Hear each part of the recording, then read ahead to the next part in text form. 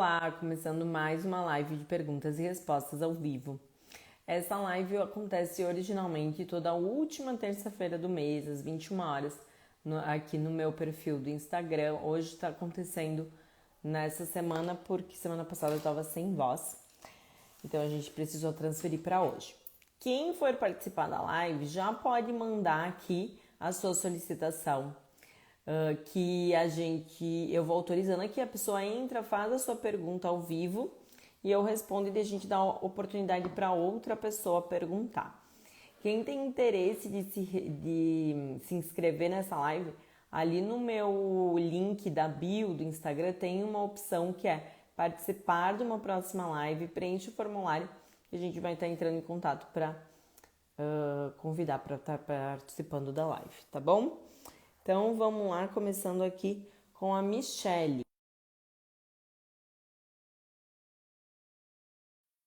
Tá baixo o som? Vamos aumentar o som. Vamos ver se melhorou. Tudo bem, Michele? Tudo bem, doutora? Tudo certo. Da onde que tu fala? Eu tô na Flórida, nos Estados Unidos. E qual que é a tua pergunta? Eu queria saber o que eu preciso estar fazendo de exames ou como você avalia um caso, por exemplo, para fazer a como chama? Ablação endometrial, é isso? Isso, certo. Tá. O que tá acontecendo contigo que indicaram a ablação? Então, eu tô tendo uma menstruação muito pesada, tipo, perda de muito sangue, isso já vem de uns 2 anos para cá. Eu tenho cólica muito pesada, eu tomo mais de 800 miligramas de ibuprofeno quando eu tô com cólica. E o médico daqui pediu para eu verificar se eu sou uma paciente adequada para fazer ablação. Eu confio nos médicos daqui, mas eu prefiro o médico do Brasil, mesmo morando aqui há muitos anos. E eu já sou Sim. americana também. Mas eu queria falar com uma médica. Minha irmã encontrou o seu perfil na internet e falou que você tem uma experiência gigante nisso. Eu olhei todo o perfil, por isso que eu falei que eu mandei a pergunta e tudo mais. Eu queria saber se eu seria uma paciente que seria, nesse caso, lógico, deve ter que fazer exames e tudo mais, né? Não é só conversando, né? Eu acredito. Então vamos lá. O que que é a ablação endometrial? Ele é uma cirurgia que a gente entra com uma câmera, que é a esteroscopia, que olha dentro do útero, raspa o endométrio, que é a camada da menstruação, e queima esse endométrio para evitar que ele volte a ficar grosso de novo e dar sangramento. Então a gente só indica para pacientes que não pretendem mais ter filhos, tá? Uhum. E ela funciona se for associado a algum método para evitar que fique grosso de novo. Então, por exemplo, fazer uma ablação endometrial e botar um Dilmirena e vai resolver o teu problema, tá? Agora, só fazer a ablação endometrial e não usar nenhum método que evite esse estímulo do endométrio, que é da camada da menstruação, muito provavelmente não vai resolver teu problema. E aí tu vai continuar tendo novamente, porque é isso que os estudos mostram, que a ablação isolada, ela não funciona tão bem, né? Ela Hum. funciona se for associada com alguma outra coisa, como, por exemplo, um Dilmirena. É, eu usei o Mirena e não funcionou para mim. Usei por 2 anos e eu continuei tendo muita perda de sangue, né, o que gera, né, perda de ferro, né, Uhum. imunidade baixa. E a cólica que eu sinto me aperta, eu não consigo andar de tanta dor. Mesmo tomando 800 miligramas de ibuprofeno, tipo, a minha perna fica anestesiada de tanta dor. Então tem que considerar muito provavelmente fazer esterectomia, retirada do útero, porque se não resolveu com o Mirena, assim, é uma tentativa fazer a ablação e associar algum método, né? Uhum. Implante hormonal, enfim, alguma coisa. Porque se não resolveu com Mirena, dificilmente vai resolver só com a ablação, Entendi. tá? E aí Tá. a gente começa a pensar em talvez fazer esterectomia. Claro que tem que, como tu mesmo falou, olhar os exames, né? Ver o contexto, assim. Mas de forma geral é isso. A ablação, ele é um procedimento, é uma tentativa para não fazer esterectomia, Uhum. que a gente faz essa raspagem do endométrio e depois queima para evitar que ele cresça de novo. Então, ele faz uma fibrose, como se fosse dentro do útero, tá? É. Mas os estudos mostram que na maioria das vezes volta. Então, por isso que a gente Eu tem que com quarenta associar. e sete, eu tenho 47 anos, né? não pretendo ter filho, não tive, mas mesmo assim, por exemplo, em 10 anos eu poderia ele voltar a produzir menstruação, é um fluxo 10 grande. anos acho difícil, porque assim, a média é as mulheres entrarem na menopausa em torno dos 51 anos. O Uhum, período do climatério é dos 40 em diante, que é o período que mais tem oscilação hormonal, e por uhum, isso que tem esse estímulo, às vezes, do estrogênio de estimular o endométrio, ter mais sangramento, mais hemorragia. Tem que ver se não tem alguma outra coisa associada, por exemplo, uma adenomiose, que é uma endometriose do músculo do útero, que dá muito sangramento, muita cólica, né? uhum. E aí, o que que a ablação trata? Ela trata a parte interna do útero. Se tiver alguma coisa no músculo do útero, por exemplo, uma adenomiose, ela já não vai resolver o problema do Uhum. sangramento, né? Se tiver um mioma, não vai resolver o problema. Ela vai resolver só de ressecar essa camada da menstruação. É Tá. isso que ela faz. E a tirada do útero é uma outra questão, na verdade, mas a recuperação disso é bem mais complicada, né? Quando se deixa os ovários e tira o útero. Depende muito da via e depende, isso vai depender do tamanho do teu útero. Se o teu útero for menor do que 280 centímetros cúbicos, aí mais ou menos 100 centímetros seria 100 gramas, tipo um montinho de carne de 100 gramas. 280 seria um montinho de carne de 280 gramas. Se for menor do que isso, dá para fazer por via vaginal, na grande maioria das vezes. Então a recuperação é mais rápida, porque não tem nenhum corte na barriga e tudo mais. Se for maior do que isso, aí tem que fazer cirurgia que nem cesárea, um corte assim na barriga. Aí vai ter uma recuperação um pouquinho mais demorada, mas assim, é uma das cirurgias ginecológicas mais realizadas. Então, primeiro precisa ver direitinho o que está acontecendo para indicar o tratamento que vai resolver teu problema. Se Tá. for ablação, precisa associar algum método hormonal para evitar que o sangramento volte, que Uhum. aconteça tudo de novo. Tá. Vou marcar uma consulta com você, não vou chamar de senhora, que você é muito jovem, pra gente conversar, pra você ver quais exames que eu preciso fazer e tudo mais. Daí Sim. eu tento fazer os exames aqui e levo pro Brasil. É. Então tá bom. Obrigada pela tua Obrigada. pergunta. Boa Obrigada eu. noite. Boa noite. Tchau. Agora eu vou chamar aqui. Vamos ver aqui. João. Aceitei aqui. Só entrar e fazer a pergunta.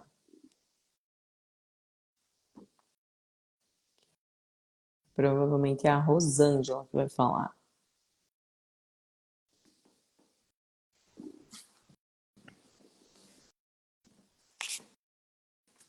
Vamos ver se dá certo. Se não dá, a gente chama mais uma outra pessoa e depois a gente volta. Tudo Tudo bem? bem?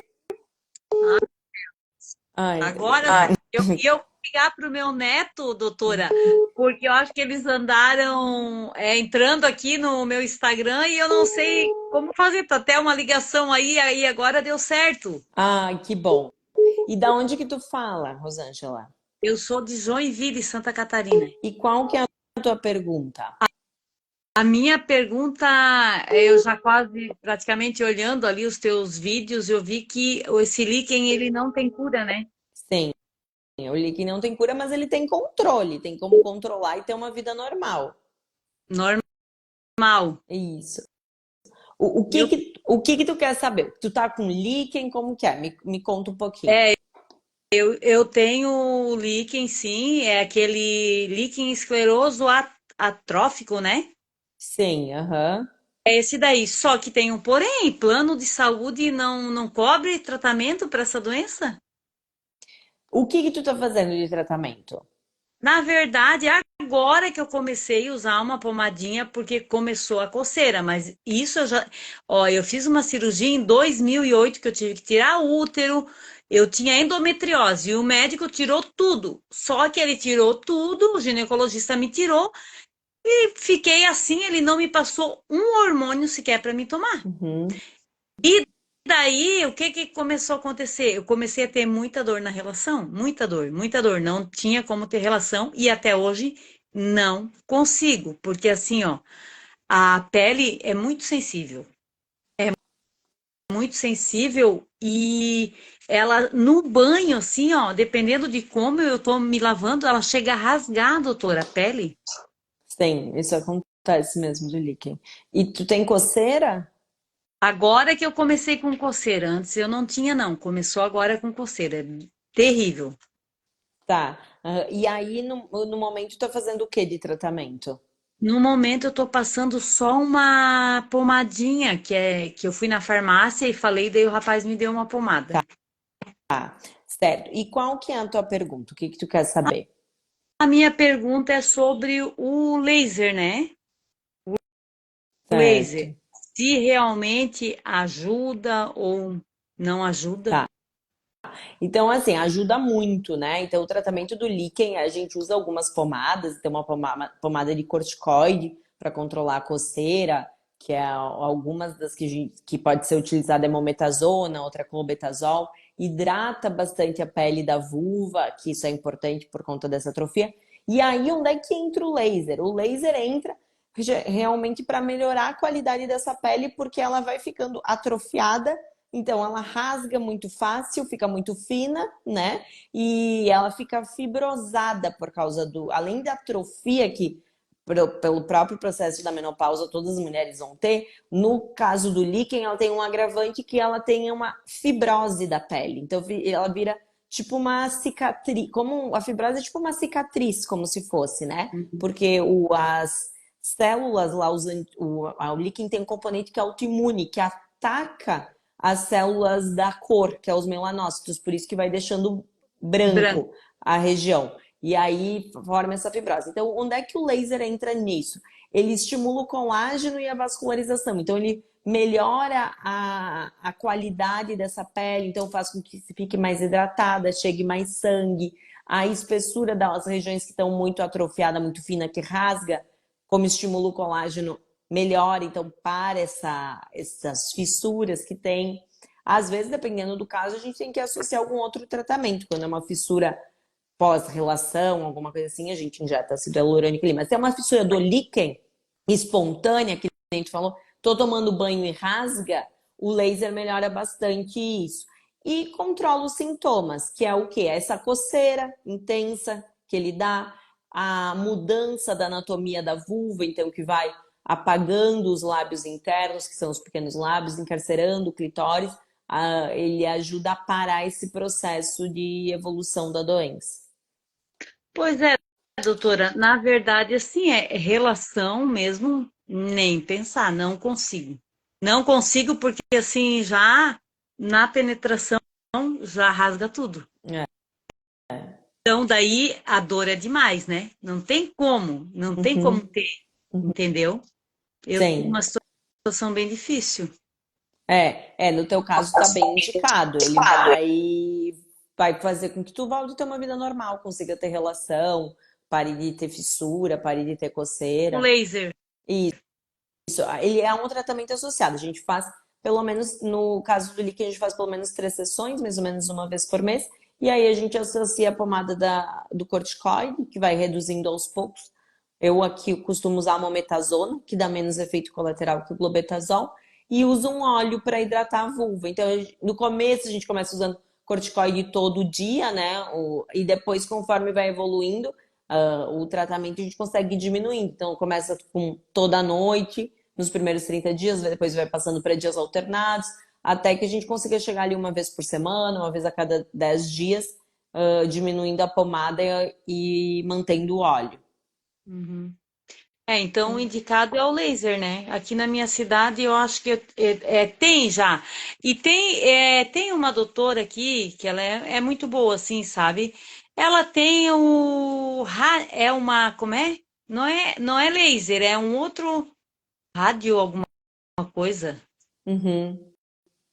Não sei se é a mesma coisa daí. Não é, são tecnologias diferentes, mas ela é uma alternativa se não tiver o laser, a radiofrequência. Isso mesmo, radiofrequência, isso que É, ela tem, é. isso. Ela não é a mesma coisa que laser, porém ela é uma alternativa, a Hum. radiofrequência. E outra coisa também que vale a pena conversar, enfim, com quem vai fazer o tratamento, a gente costuma usar uma pomadinha de hormônio na vagina para também ajudar, porque o líquen 1, ele é uma doença multifatorial, então tem componente genético, mais comum na raça branca. Tem componente autoimune, é mais comum em quem tem outras doenças autoimunes. Tem um componente que é hormonal, que é por isso que ele é mais comum nos extremos de vida reprodutiva, que é antes da primeira menstruação e depois da menopausa, ou no climatério e tudo mais. Então, uma pomadinha de hormônio ajuda também no tratamento do líquen, Hum. para colocar dentro da vagina. Ah, então tá bom, doutora.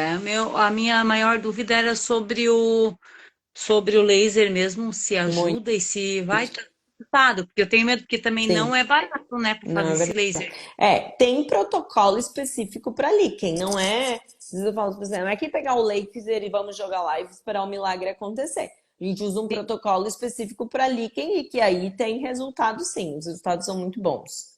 Uhum.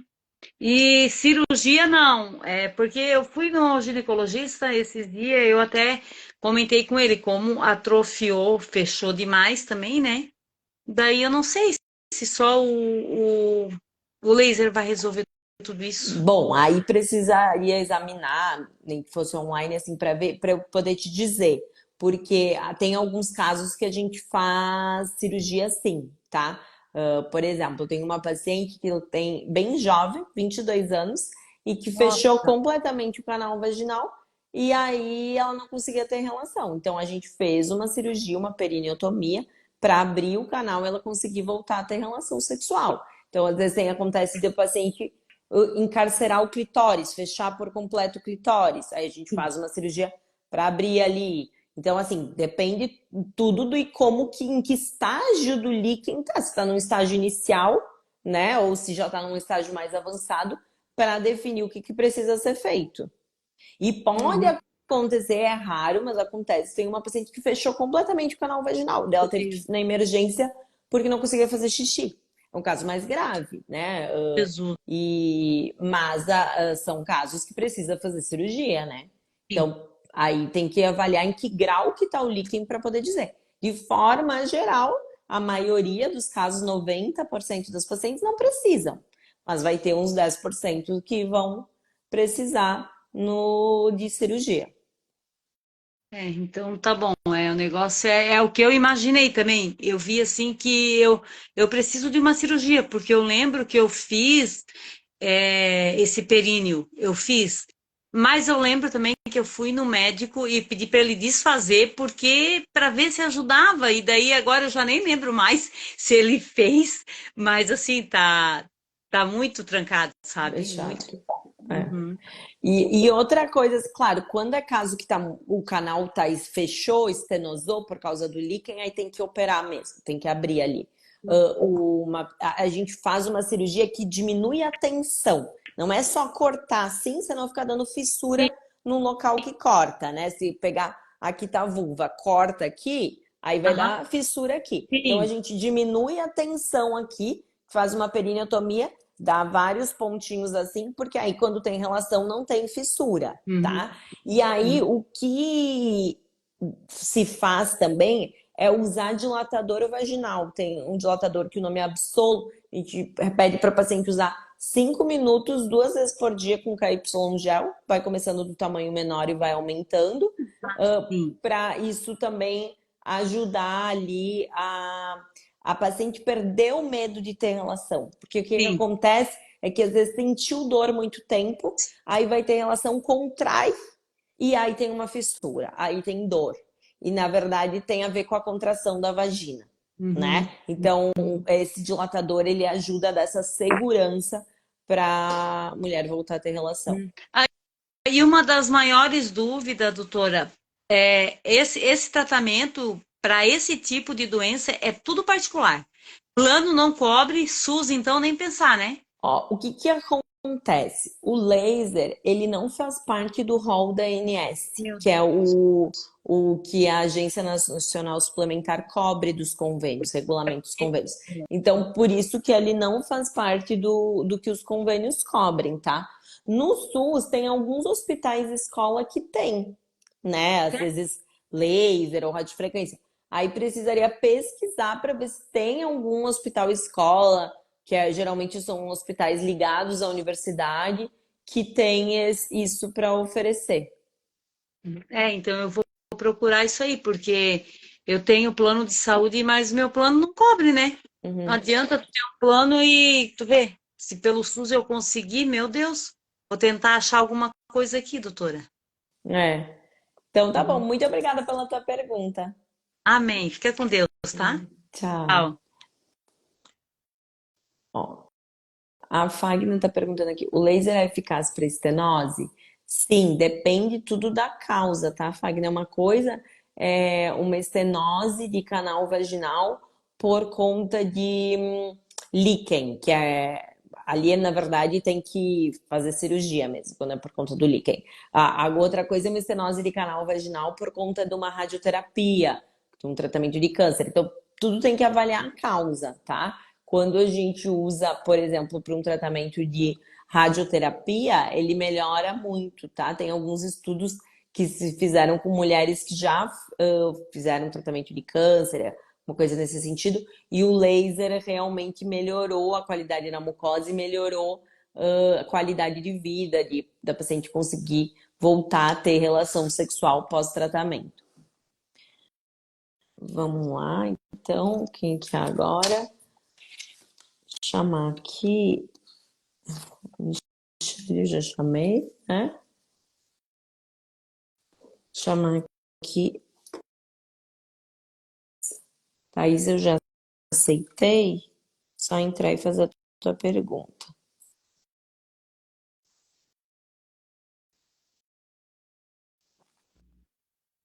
Tudo bem? Da onde que tu fala? Boa noite, doutora. Thaís, é de São Paulo, capital, Zona Sul. E qual que é a tua pergunta? Doutora, na verdade, eu tenho algumas perguntas, tudo bem? Sim, claro, pode fazer. Eu tive um parto recente, mais ou menos 103 dias. Vamos dizer que é recente, né? Meu bebê está com 3 meses. E depois do parto, com os 40 dias ali de puerpério, eu fui fazer aquela avaliação, né? Que normalmente faz. E diagnosticou uma cistocele. Tá, E essa cistocele, pelo primeiro doutor que eu passei, ele avaliou e falou que o grau era um grau leve, que a indicação era fazer fisioterapia pélvica. Eu até não conhecia, eu já tinha feito fisioterapia ortopédica, né, para joelho, certo. cotovelo, outros tipos de problema. E aí eu fui fazer essa fisioterapia e a fisioterapeuta falou, eu acho que você não só tem cistocele, me parece que tem um outro prolapso junto aí, que é uma retocele. E aí, por indicação dela, eu passei com o médico novamente e falei para ele, né? Já tinha feito 10 sessões e eu não tive progressão de melhora, assim, né? Eu senti que não mudou muito, assim, né, o meu quadro. E voltei com outro doutor e ele falou que realmente eu tinha a retocele. Só que a retocele era um grau menor e a minha cistocele tinha avançado um pouquinho. Ela já estava em um grau que, na visão dele, eu teria que fazer uma acho que é dissecia, né? Que é para tratar essa disfunção. E aí a minha pergunta é se todo tipo de cistocele de grau 3 tem que fazer cirurgia, se esse é o caso. Tá. A tua cistocele é grau 3, isso? Já É, tem grau ele, definido. ele me diagnosticou com esse terceiro grau, né? Eu fiz alguns testes clínicos de tossir, e aí ela faz uma profusão, ela avança um pouquinho. Então vamos lá. O prolapso ele tem 4 graus. Tem prolapso grau 1 e 2, geralmente eles ficam para dentro da vagina, e o prolapso 3 e 4 é o que sai para fora da vagina, tá? Então o tratamento do prolapso ele é cirúrgico. Geralmente 1 e 2 a gente não costuma operar porque a paciente não costuma ter tantos sintomas. A gente pode fazer fisioterapia pélvica, pode fazer um ultrassom microfocado na vagina que ajuda a melhorar a qualidade de vida, os sintomas. E já um prolapso 13 e 4, ele normalmente é o que sai para fora da vagina, ele dá mais sintomas. Uma alternativa à cirurgia seria colocar um pessário, que é uma argola que coloca dentro da vagina e segura o prolapso para dentro, tá? Operar ou não depende muito do quanto isso está te incomodando, tá? Diferente de quando a gente tem um pólipo no útero, que o tratamento é cirúrgico, não tem o que fazer, não tem como ficar acompanhando o pólipo porque ele, em alguns casos, principalmente se for na menopausa, eles podem virar pode ser um indício de câncer. O prolapso não é isso. O prolapso não vira câncer, ele não tem o risco dele é aumentar, né? O resultado da cirurgia, se ele tá um prolapso grau 3, é melhor do que um prolapso grau 4. Quanto maior o prolapso, maior o risco de ele voltar depois da cirurgia, né? Então, o risco dele seria ele voltar, ele atrapalhar para fazer xixi, para esvaziar a bexiga. E isso, se ele começa a dificultar esvaziamento da bexiga, isso aumenta o risco de infecção urinária de repetição. E dependendo do grau, quando é um prolapso muito grande, um prolapso total, que tem útero, bexiga, tudo, ele pode, inclusive, voltar o xixi da bexiga para o rim e atrapalhar o funcionamento do rim, né? Isso já é prolapsos maiores. Então, assim, esse basicamente são os riscos do prolapso, tá? Então, quem decide se vai operar ou não, é o quanto isso está incomodando a paciente, é a própria paciente, na verdade. É o quanto isso está te incomodando, quanto isso está atrapalhando a tua qualidade de vida. Certo. O que aumenta o grau dessa cistocele, doutora? Tem alguma coisa específica que Tem. faz piorar? Assim, ó, o que, que é tem os fatores de risco que a gente chama modificáveis e não modificáveis de prolapso. O que, que são os fatores de risco modificáveis? Primeiro, obesidade, tosse crônica, ficar carregando muito peso, né? Tabagismo, essas são as coisas, constipação, intestino preso, são tudo que aumenta a pressão abdominal aqui, a pressão em cima da pelve, que é essa musculatura que sustenta a bexiga, o útero, o intestino, é o fator de risco. E tem os fatores de risco não modificáveis, que a gente não tem como mudar, que é condição genética, então raça branca tem mais do prolapso, tá? Esforço que já fez na vida. Minha mãe, ela tá com um prolapso de grau 4, mas o dela foi de útero. Só que a minha mãe, ela tá com 64 anos. Uhum, Eu tenho 38. uhum, uhum, Tão cedo, né? é, Porque a minha mãe tá com uhum, agora. é. Número de partos prévios. Então, assim, isso são os fatores de risco que a gente, processo de envelhecimento, depois mais pra frente, menopausa e tudo mais. Então, existem os fatores de risco que a gente não tem como mudar, porque eles são inerentes ao processo do envelhecimento e tudo mais, ou do esforço que a pessoa já fez, o parto que a pessoa já teve, né? E tem os fatores de risco modificáveis. A gente mexe nos fatores de risco modificáveis, já que tem os não modificáveis que vão acontecer ao longo da vida da gente, não tem muito que a gente fazer, né? Então, o que dá para tu fazer? Evitar ficar fazendo força para fazer cocô, sentar no vaso quando vai fazer xixi, não ficar fazendo xixi agachada, evitar ficar fazendo agachamento na academia, coisa crossfit, coisas que aumentam muito a pressão sobre o assoalho pélvico, que é essa musculatura aqui da pelve. Certo, doutora, eu sou atleta de jiu-jitsu e aí, né, foi indicado, no caso, uma cirurgia. Se eu fizer essa cirurgia e futuramente eu posso voltar para a minha modalidade, ou no quadro que eu estou, eu posso praticar essa modalidade, ou assim como o CrossFit é contraindicado. Tu pode, tu é profissional. Sim. Não existe uma assim que tu não vai poder fazer. Tá te atrapalhando esse prolapso ou tu não sente nada? Doutora, é bem estranho porque tem manhã que eu acordo e assim, eu passo o dia inteiro sem sentir nada. Parece que eu não tenho nada disso. E há outros dias que eu acordo, já começo com, eu não sei explicar muito bem, é como se fosse uma pressão. Parece que alguma coisa vai cair da minha linha de quadril, assim, que tá pesado. Mas tem dia que eu sinto isso, tem dia que eu não sinto. Normalmente, quando eu estava fazendo a fisioterapia, de forma mais frequente, porque agora eu faço uma sessão, né, com a fisioterapeuta e o restante eu faço os exercícios em casa. Antes eu praticava com alguns equipamentos lá, com o Pelvic Fit, alguns equipamentos. E aí eu senti que eu tinha uma melhora, né? E que eu passava mais tempo sem ter essa sensação. Eu tinha, mas ela era, vamos dizer assim, um volume menor, essa sensação. Tinha dia que eu sentia, passava 2, 3, 4 sem sentir. O teu prolapso não deve ser grau 3, porque se fosse grau 3, Tu ia sentir ele todo dia. Sai para fora da vagina, né? É, Tu deve. eu abaixo, doutora, com o espelhinho, né? E aí eu tenho dias que eu não consigo ver. Uhum, Outros dias eu faço esse mesmo agachamento, eu coloco o espelhinho e aí aparece assim no fundo eu consigo ver que tem um outro tecido de uma outra cor, assim, meio entendi. rosado. Tu deve ter um prolapso grau 2. O que é uma alternativa no teu caso, para tentar não fazer cirurgia, é associar a fisioterapia pélvica a fazer ultrassom microfocado, que é um aparelho que a gente faz na vagina e ele dá como se fosse uma encolhidinha no prolapso. Ele não é uma cirurgia, tá? Mas ele melhora esse sintoma da bola na vagina e tudo mais. Então, ele seria uma boa alternativa no teu caso. Eu não sei exatamente quais os tipos de como é que é no jiu-jitsu, eu tenho uma noção, assim. Então, o que aumenta a pressão da pelve é que é um problema. O que não aumenta a pressão do assoalho pélvico não é um problema.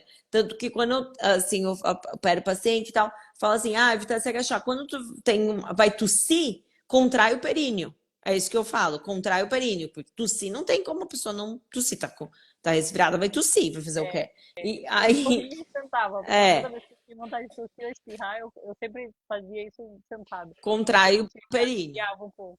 Isso, que é para proteger esse assoalho pélvico, tá?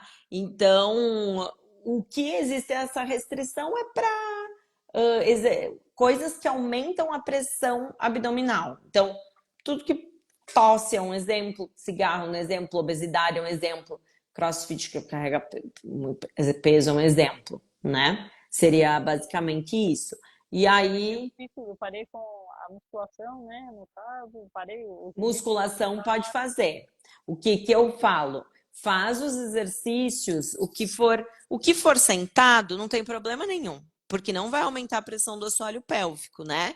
O que for fazer agachamento, faz deitado, o mesmo exercício, com outro diferente, ou a pessoa que o personal vai orientar com o que poderia ser feito às vezes de fazer o agachamento. Então, assim, tudo que é sentado no aparelho não tem problema nenhum, pode fazer, normal, tá? É evitar esses exercícios que são em pé, que vai ficar carregando peso, esse tipo de coisa, tá? Mas pode fazer musculação, pode, só vai adaptar.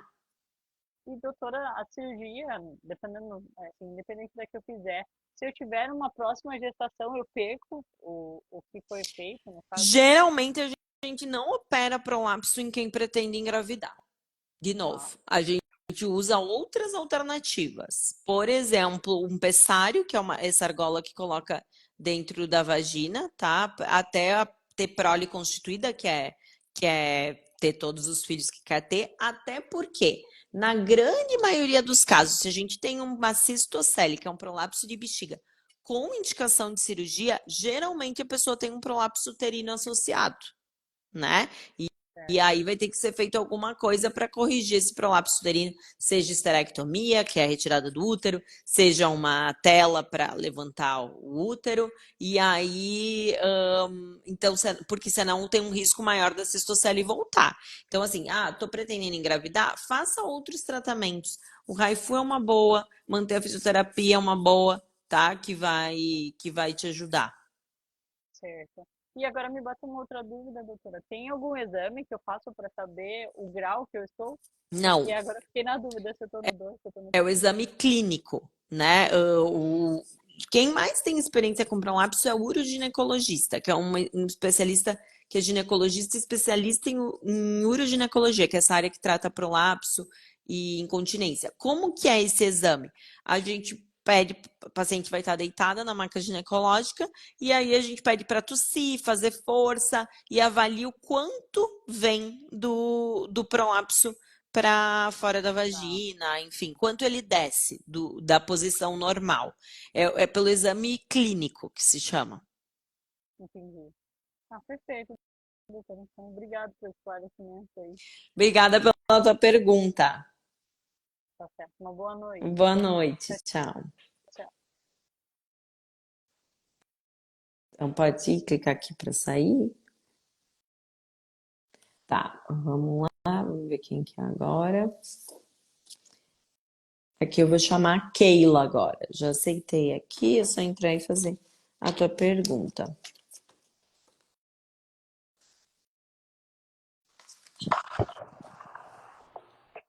Oi, Keila. Oi, doutora, boa noite. Boa noite, só não tô conseguindo te ver. Da onde que tu fala? Agora eu tô vendo. Tô vendo. Da onde que tu fala? Goiânia, doutora. Ah, Goiânia. E qual que é a tua pergunta? Então, doutora, eu tô com mioma, né? Aí eu fiz um preventivo, deu uma lesão de alto grau, e aí o médico pediu a colonoscopia, né? Aí no meu exame deu cervicite crônica. Nessa amostra, nessa amostra não observamos mucosas escamosas e nem lesão. E aí agora eu não sei se dá errado. E aí eu Deu, só um pouquinho, deu no teu preventivo, deu lesão de alto grau, isso? isso, E doutora. na Isso. biópsia não deu nada, né? Deu normal, tá? Assim, é aquilo que eu sempre falo, a gente valoriza o pior resultado. O teu pior resultado é o do preventivo, né? Que é a lesão de alto grau. Considerando que esse exame está correto, que é teu mesmo, que não foi trocado por outra pessoa e tudo mais, a gente, nesse caso, a conduta seria fazer cirurgia de CAF para tirar essa lesão. Pode ser que ela esteja escondida dentro do canal do colo do útero. Certo. E a biópsia, então, a biópsia deu cervicite Teu crônica. normal. O que tu tem é o que a gente chama de distorção citohistológica. Tu tem um resultado alterado no preventivo e um resultado normal na colposcopia, né, na biópsia. A gente considera sempre o pior resultado. O teu pior resultado é do preventivo. Aí o que, Então, doutora? Porque eu já fui internada porque eu tô com mioma, né? Agora que parou o meu sangramento, eu passei 3 meses com hemorragia, vinha fluxo maior, fluxo menor, e aí a doutora, ela falou que não queria me encaminhar, mas iria me encaminhar, e me deu encaminhamento para retirada do útero. uhum. Assim, se a gente fosse avaliar só a lesão de alto grau, a conduta não seria a retirada do útero. É essa a questão da cirurgia de CAF que eu falei, que é uma cirurgia de alta frequência, também chamada de LIP, também chamada de EZT, de exérese de zona de transformação normal, ou também chamada de iconização, apesar de não ser a mesma coisa, eu acabo usando como sinônimo, que vai tirar o pedacinho do colo do útero que está com a lesão. Aí precisa avaliar o contexto, se tá com hemorragia, enfim, com anemia por causa do sangramento e tal. Pela lesão de alto grau, não teria indicação de esterectomia, tem que ver o resto agora, né? Provavelmente ela indicou pelo mioma, Mioma, pelo sangramento, exato. essa biópsia, doutora? A tua ligação falhou, pode falar de novo?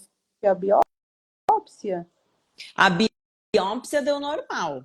A biópsia cervicite crônica é um diagnóstico normal. Aí, quando tira o útero, ele é para ele ir para exame. Aí, no caso aqui, se for optado por retirar o útero, o que acontece é que vai ter que retirar o colo do útero também, e não só o corpo do útero, né? Por conta dessa alteração que deu no teu preventivo. Desculpa, doutora, mas essa lesão de alto grau aqui, ela não deu nem NIC 1, nem 2, nem 3, só deu essa lesão. Porque esse é um resultado de preventivo. O preventivo, ele não dá NIC 1, NIC 2, NIC 3, ele dá.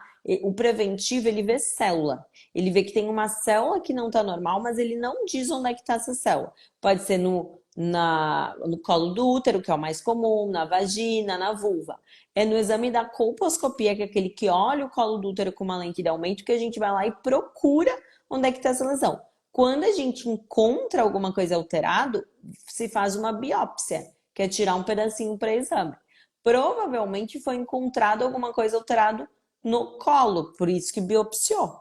Só que na biópsia não veio. O que acontece é que a colposcopia, uma é operador dependente, então tem que ver se foi biopsiado o local realmente mais alterado.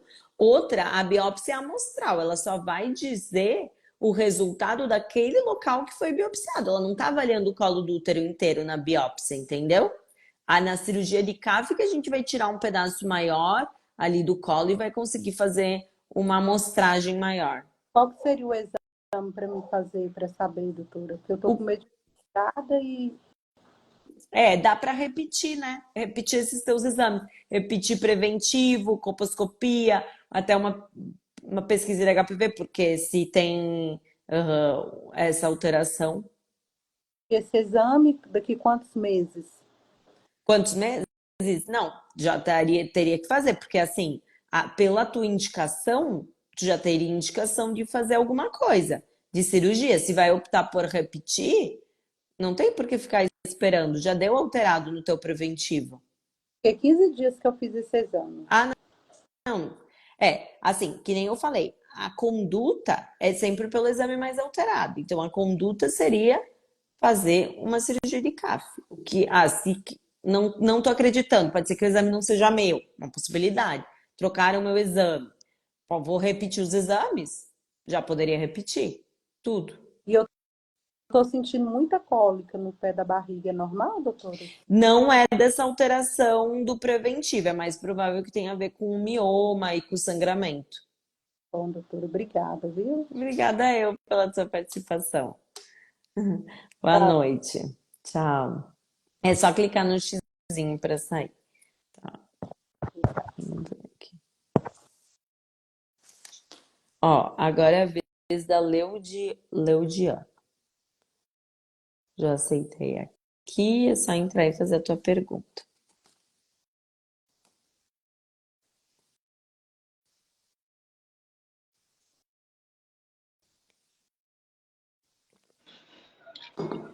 Tudo bem? Tudo Eu só bem. não tô conseguindo te ver.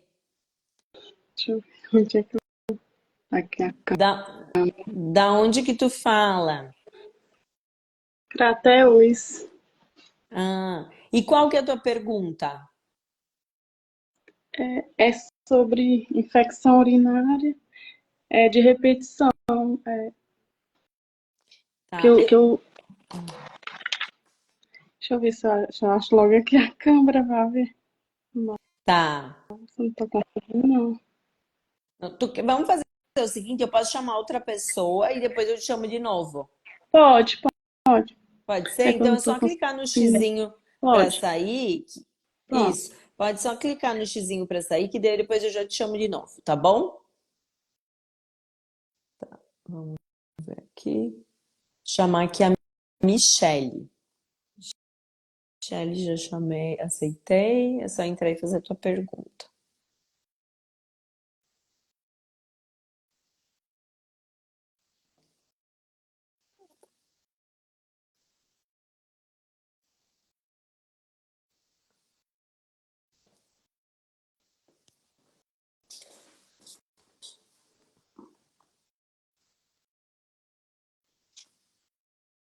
Agora eu vou chamar aqui a Joyce. Joyce, já aceitei. Só entrar e fazer a tua pergunta. Ver se vai dar certo agora.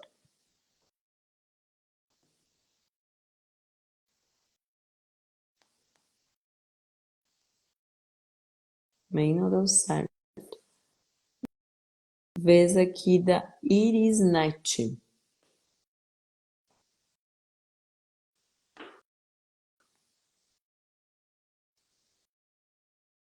Vamos ver aqui se dá certo. Michelle.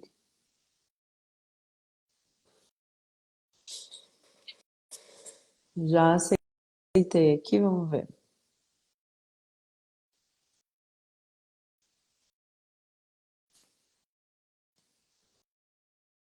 Vou chamar aqui Everton. Já liberei aqui. Só entrar e vamos ver. Agora deu certo. É a Claudiana. Everton, Pronto, agora eu tô conseguindo te ver. Da onde que oi. tu fala, Claudiana? Eu sou do Gama, Brasília. E qual que é a tua pergunta? Ô, doutora, eu fiz uma cirurgia onde eu tirei o útero, o colo do útero e as trompas, por conta do HPV, né? Uhum. Aí tenho. Aí eu recebi a biópsia, tá com 3 meses que eu fiz. Eu recebi a biópsia, tá com 2 meses. Só que eu não mostrei ainda o médico, porque ele só marcou o retorno do dia 16, agora de dezembro. E eu tô muito ansiosa, eu não sei, eu tô aqui com ela na mão, só que eu não sei o que deu, se vai ser obrigado eu tomar alguma medicação, sabe? E o que que deu na biópsia? Aqui tem conclusão, né? Biometro de aspecto habitual, endometria secreto, colo do útero, é um nome assim meio complicado, endocarcinoma, endovertical, secreto, sistema Silvo padrão A, bem diferente G1, medindo 7 mm de maior eixo e até 1 mm de espessura, máxima ao lado do foco de endocarcinoma in situ e neoplasia entre as epitelial, cervical, 3, NIC3, então restrito ao colo uterino e associado ao HPV. Não se observa invasão Linfática. linfática, perioneural, margem cirúrgica livre, intervertical, endosservertical e entronal, restrito vaginal, sem particularidade, livre de tumor, tubo uterino esquerdo e direito, cisto, né, paratubírio e Uhum. E meu Deus do céu, o nome? deu, Unilateral. e deu o estadiamento? Eles colocaram embaixo T1, T alguma Aí tem coisa? estagiamento patológico. Aí tem a JCC 8, aí tem um E e um D. Aí na frente tem PT 1, A1, aí tem MNX. Aí deu A1? Porque assim, ó, vamos lá, eu vou te explicar aqui. Tá conseguindo me ver? Ó, a gente deu, então, pelo que tu me leu ali, deu adenocarcinoma, certo? Sim, sim, Então, realmente deu um tumor, um câncer, né? sim, Maligno. sim. Porém, pelo que tu leu ali, pelos tá margens livres, o que mais importa ali nesse laudo é o que se chama estadiamento. Quer saber em qual estágio que ele tá? Então, se ele tá num estágio inicial, A1, tem que ver o que está Tem escrito exatamente. AJ, ó, estagiamento patológico, AJCC 8. Aí tem um E e um D. Aí Uhum. tem aqui aí tem um P, um T, aí tem um A1. Uhum. Deve ser então um estágio bem inicial que deu. Aí precisa ver qual cirurgia que foi feita. Se foi Aí feito um Vertimex, foi Vertimex? foi uma Foi o quê? esterectomia total que eles falam, né? Onde eles tiraram o útero, o colo do útero e as trompas, mas deixaram os ovários. Uhum.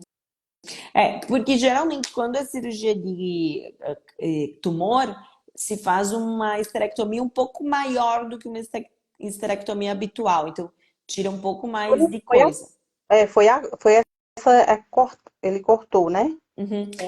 E daí é tudo esterectomia, mas dentre os tipos de esterectomia existem várias diferentes. A cirurgia para câncer, para tumor, geralmente é o que a gente chama de Vertimex, que é um tipo de cirurgia um pouco maior.